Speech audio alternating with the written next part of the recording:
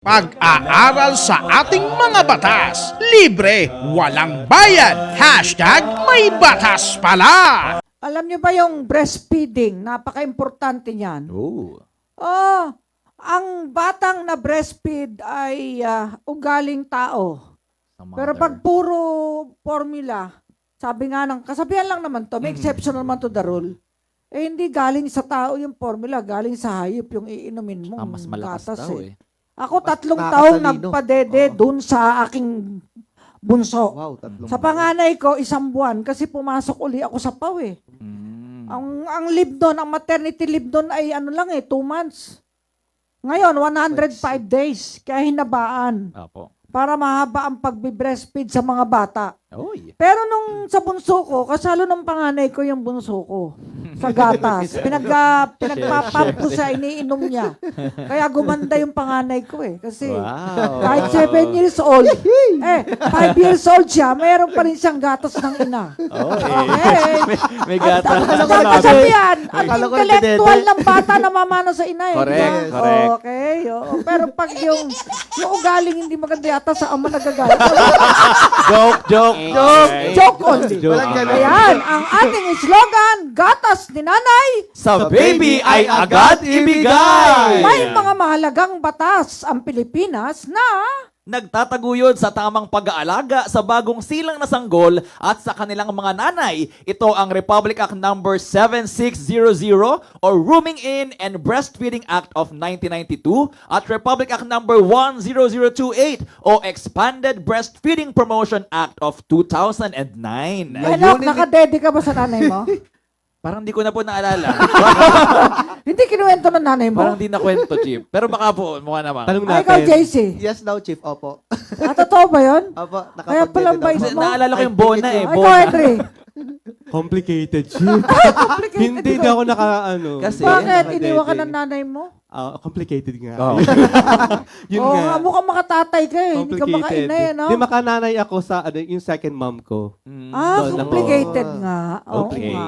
O sige, layunin nito na Hikayatin at suportahan ang breastfeeding upang masiguro ang physical, emotional at mental na kalusugan ni nanay at baby. Ang gatas po kasi ng ina ay sagana sa nutrisyon ng Yun, unang proteksyon laban sa sakit at nakakatulong din sa may mas matibay na ugnayan ng isang ina at ng kanyang anak. Kaya naman, alamin po natin ang nakamamanghang batas na ito dahil tunay na walang kapantay ang biyaya ng gatas ni nanay. agad-agad na breastfeeding at rooming in para kay Baby! Anong definition yan? Yes, ang rooming in ay ang proseso kung saan inilalagay ang bagong silang na sanggol sa iisang kwarto kasama ang ina mula sa oras ng panganganak Uy. hanggang sa pag-uwi mula sa ospital. Layunin nito na mapalakas ang ugnayan ng ina at sanggol, mother-infant bonding at masimulan agad ang breastfeeding. Kaya kay pinag-uutos ng Section 5 ng RA number 7600 na kapag normal ang panganganak, Okay. dapat agad na ilapit ang sanggol sa ina para mag-breastfeed sa loob ng unang 30 minutes matapos ipanganak. Wow, ganun Eh pala. pero ako talaga. cesarean ako, nakapag-breastfeeding ako. Pwede din. Oo, kasi pag cesarean Basta kaya, Chief. Oo. nanganak ako ng 10 o'clock in the evening, kinabukasan naglalaban na ako ng mga pinagdugo ko eh. Oo, kasi Kaya pala, sabi- Chief, no, kapag lumabas yung baby, nilalapit agad sa ina. Yes. Oo. The first 30 minutes. May yan. Hindi, nasa Mother-infant nursery sila, binawi ko bonding. nun eh. Sa nursery. Okay. Para makakatabi ko. Kaya nga, anong gagawin natin ngayon? Pinag-uutos ng ating ng batas, di ba yan? Rooming Yes in. po. Yes, Sige, Chief. tuloy nyo na nga. Ito, kasama rito ang lahat ng malusog na sanggol regardless of age of gestation o edad ng pagbubuntis at mga sanggol na mababa ang timbang pero kaya namang sumuso. Ayan, at sang-ayon naman sa Section 6 ng batas, kung ang baby ay ipinanganak sa pamamagitan ng cesarean section, dapat pa rin siyang ma-room in at mabigyan ng breastfeeding sa loob ng 3 hanggang 4 na oras matapos ang operasyon. Layunin ng probisyong ito na masiguro ang tamang nutrisyon at pag-aalaga para kay baby mula sa unang sandali ng kanyang buhay. Paano naman kung ipinanganak sa labas ng ospital? Ayan, paano naman yan? Yes, ayon po sa Section 7, ang mga bagong silang na sanggol na ipinanganak sa labas ng ospital o klinika, ngunit ang kanilang mga ina ay na-admit sa obstetrics department o unit ng ospital, ay dapat agad na i-room in at Agad. pasusuhin basta't natutugunan nila ang mga kondisyon na nakasaad sa Section 5 ng batas na nabanggit kanina. Yan, layunin nito na masimulan kaagad ang mother-infant bonding, Bonding. at breastfeeding. Tsaka alam mo, kahit basta paanong sitwasyon. merong free will yung nanay na magpapasuso, lalabas ang gatas. Mm. Pero may ina kasing ayaw eh. May mga kasabihang papangit ang figure, Wow. yung vital statistics, May mga magiging factors, lawlaw yung breast. Hindi po totoo yun eh. Dahil ako nag-breastfeeding sa dalawang anak ko, okay pa rin ang figure ko eh. Yes. Oo nga. Totoo lang. At mas nakakaganda ng katawan ng ina. Natural naman. Madali kasi. ang healing.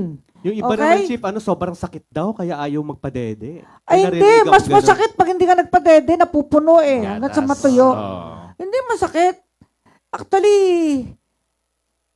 pagka talaga mahal na mahal mo anak mo at gusto mong maging malusog, talagang hindi sakit ang mararamdam mo, tuwa. Dahil, Breastfeeding. kasi merong masakit na masarap pakiramdam eh. Mhm. Hindi lahat ng masakit ay masakit talaga. Mm. Kasi halong sakit at tuwa. At tuwa. Dahil yung anak mo na-enjoy niya yung gata. At matipid! Correct. Oh, Sobrang yes, tipid! Kasi ang mahal ng formula. Ang mahal ngayon. Sobrang tipid, maniwala kayo sa akin. Kaya mga ina, kung kayo ay hindi naman nagwo-work, ay nasa bahay, magpasuso po kayo para sa mga bata. O may exemption. Ayan, no? Ano yung exemption?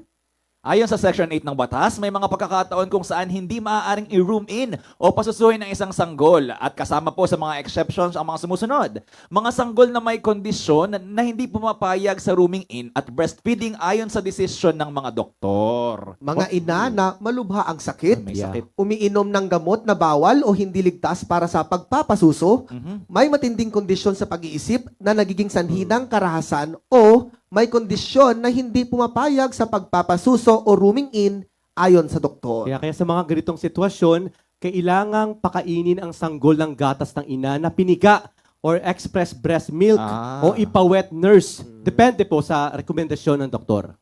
Pero gatas pa Okay, rin at yan. alam nyo ba yung malunggay, maganda yan eh, para maging magatas. Ang paggatas. O yalo nyo sa ginisang munggo, yalo nyo sa sinigang, yalo nyo sa, pwede rin kayong gumawa ng malunggay soup.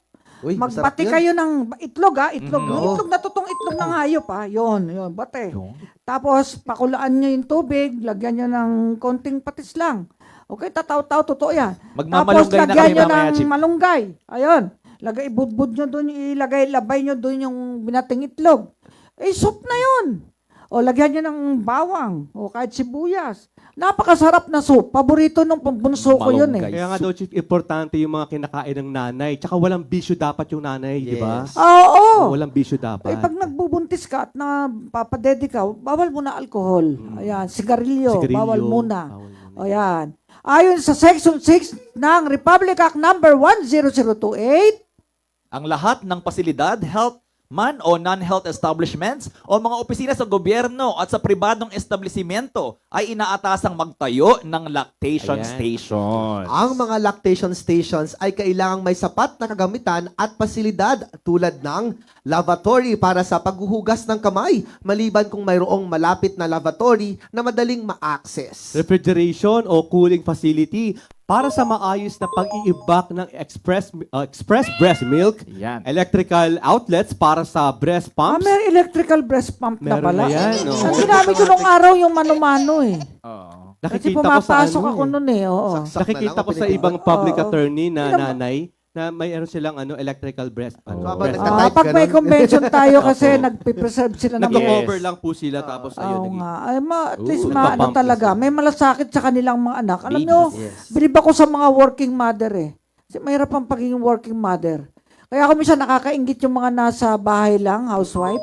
Mother lang talaga. Swerte kayo, yung asawa nyo kaya kayong suportahan. Pag ganun, magpakatino na kayo. Dahil, bilo mo, fully supported ka ng husband mo. Di ba? Sa Lahat bahay ng ka kailangan niya mag-iina, binibigay Binibigay. niya. Swerte ka. Kaysa doon sa ina na papasok ng alas 8 hanggang alas 6, o isang gabi pa. Pagdating, magluluto, maglalaba, mamalansya, mag-alaga pa ng anak. Hirap nun. O, di ba? Pakahirap nun.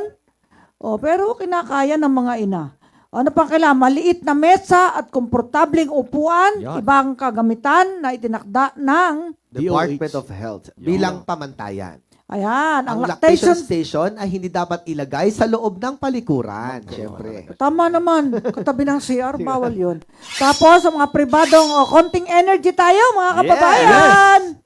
Eto, may insentibo ba sa mga susunod sa batas? Yes, Meron. Yes, ang mga pribadong health at non-health facilities, establishments o institusyon na gumastos para sumunod sa mga probisyon ng dalawang batas na ito ay maaaring ibawas sa kanilang income tax ang gastos hanggang doble ng actual na nagastos. Samantala, ang mga government offices naman na magtatayo ng kanilang sariling lactation stations sa loob ng opisina ay makakatanggap ng karagdagang pondo na katumbas ng kanilang natipid. Ang pondong ito ay isasama sa kanilang budget para sa susunod na fiscal year. Congratulations! Okay.